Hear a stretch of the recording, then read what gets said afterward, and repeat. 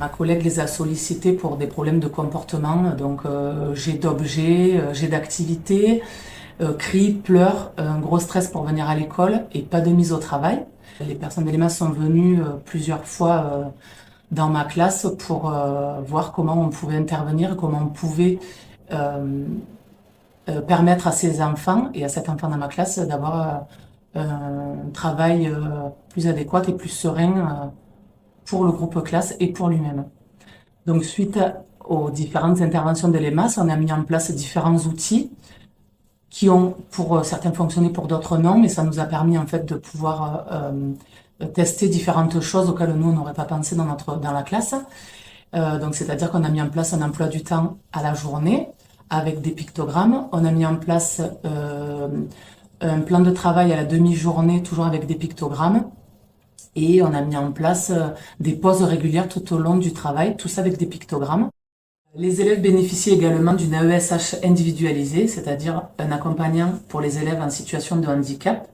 Ces AESHI ont permis à ces deux élèves d'introduire ces différents outils de façon progressive. Les AESH bénéficient également de l'accompagnement de l'EMAS, ce qui nous a permis de travailler en partenariat, moi de donner plus ou moins les directives et les AESH de pouvoir avoir la bonne méthode et le bon accompagnement auprès des élèves. L'accompagnement de l'EMAS, pour moi, m'a permis de pouvoir lâcher prise au niveau du travail demandé, de pouvoir aussi tester différentes choses, différentes méthodes euh, pour les faire progresser et abandonner ce qui ne fonctionnait pas et pouvoir continuer dans ce qui fonctionnait et pouvoir aussi accepter les temps de pause qui étaient beaucoup plus fréquents que ce que font les autres enfants sans pour autant me dire que ça allait impacter leur travail. L'EMAS m'a permis d'avoir une approche différente des enfants en situation de handicap et de pouvoir comprendre ce qui pouvait fonctionner avec eux et ce qui ne pouvait pas fonctionner,